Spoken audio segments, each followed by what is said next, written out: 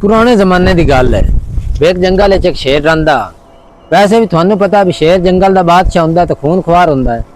वो तो ना शेर उत्थे रह रह रह के 3-4 दिन घाबेर गया, उकता गया।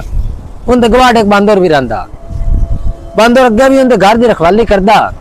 उहदे शेर सोचा भी जेड़ा बांदर है ना उन्होंने इत्थे घर की रखवाली छड़ना था, आप कि सैर सपाटा कर आउना। 2-3 दिन गुजरे। उस बांदर ने आख्या तू मेरे घर की रखवाली भी करी तो मैं सैर सपाटा करने जाऊंगा। बांदर आख्या ठीक है। शेर वग गया। काफी दिन गुजरे, 3-4 दिन गुजरे, 5 दिन गुजरे। उत्तू एक शागोश लगा आपदे बालां नूं लैके ते बीवी नूं लैके। उसकी सोचा घर बड़ा सोहना है तो जिमें ना शागोश नूं वो घर भा गया, पसंद आया।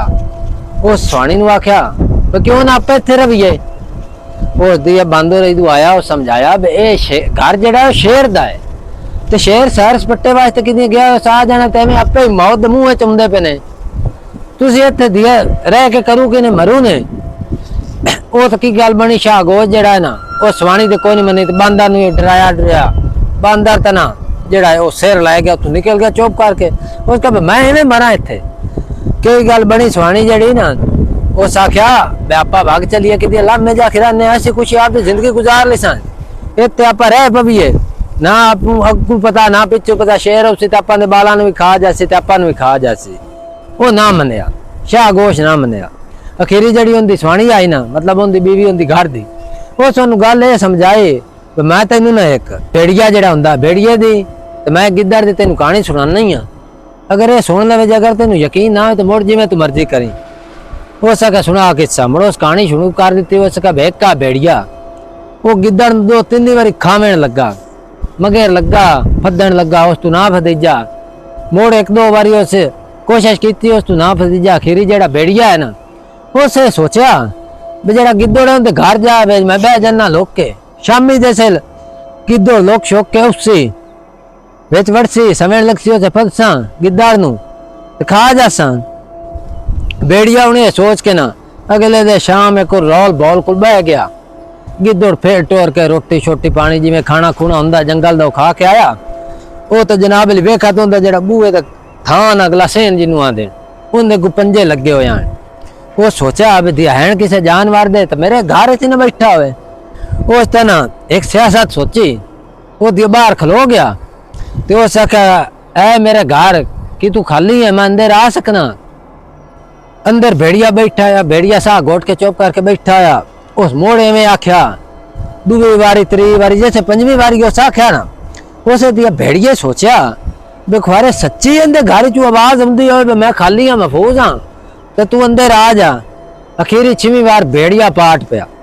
जैसे 6वीं बारी गिद्दड़ आख्या ना है घर की तू खाली है मैं अंदर आ जावा तो एक रही ना भेड़िया आख्या तू आ जा।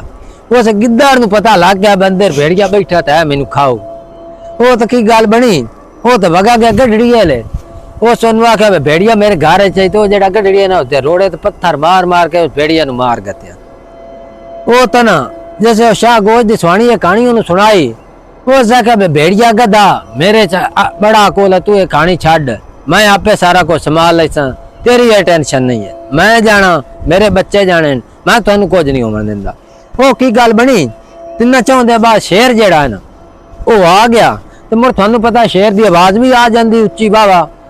शेर की जैसे दी आवाज सुनी ना तो स्वाणी नूं आख्या बाला नूं रवाना शुरू कर दे। उस तो बाला आपदे नूं ना उच्चा उच्चा रवाना शुरू कर दिता। वो इक्के ना शाहगोश आख्या भाई हुण जैसे शेर कोल आ जावे तो इन्हों ये गल सुनानी है बीवी नूं। उस आख्या अगे हाथी का गोश्त जो अंदर पिया होया। स्वाणी आख्या बाला नूं पुत्र अगे हाथी का गोश्त जो पिया थोड़े प्यो एवें फरमाइश कर छड्डी भी शेर का गोश्त खाना। जैसे दी शेर ये गल सुनी भाई दी हाथी का गोश्त पिया होया है तो पे अबू गोश्त आख्या भी शेर का खवाना है तो पता नहीं केडी है दिया शाह गोश्त बनाओ उससे। शेर तो चुप करके पैर मंडिया। शेर उत्तू पिछा भाग गया। शेर सोचा भी दिया जड़ा हाथी का गोश्त काट के रखे बैठा तो हूँ औलाद नूं शेर का गोश्त खवाऊ मेरे तो छुट्टे कर चढ़ने। इक्केरी चुप करके ना शेर पिछा निकलिया तो टुरना शुरू कर दिता। जैसे 2-3 मील शेर टुरया मगरू बांदर भाज वगा। उसका शाहगोश एडा जानवर कोई नहीं है। वो तेन एवं कहानी पा के डराई खड़ा तू एवं डरिया खड़ा है। वो तो ना बिला शिला के बंदर भी चलाक होंदा, बंदर उन्हें पीछा ले आता। बंदर आख्या तू आ जैसे लो मोड़ नेड़े गया ना घर दे शाह गोश मोड़ आख्या भी बीवी नु बाला न रुवा जैसे रुआ में लग पी के शाह गोश वेख्या भी शेर नेड़े तो उस मोड़ अगू कहानी सट्टी वो आख्या है दिया बंदर वाकया यारी निभा छड़ी आख्या बे शेर नु बिला शिला के लाए होना ही आखिर दिया शेर ले ही आया उसे दिया शेर नु चढ़ी कावेड़ वो सके दिया कुत्ता बंदो रे तो मैंने मरा हुआ सियासत ना ये तो दिया शुरू तो बेली है ओ दिया 10 या ना 50 चाट मारी तो बंदर मौके ते रुड़दा गया उत्ते मार गया शेर जे है ना शेर सट के भाज गया उस पिछू कोई ना वेख्या वे पीछा मेरा गार है कौन शाह गोश है की नहीं वो तो तू नस गया। इस कहानी तो सबक अपन उही ठीजा है बे इंसान होवे या जानवर होवे अकल दे सिर ते सब कुछ हुंदा है। अकल बहुत वड्डी चीज है। उम्मीद है कि थानू ये साडी कहानी बड़ी पसंद आई होसी। इहो जी मजीद कहानी वेखण वास्ते लाइक करो। शुक्रिया।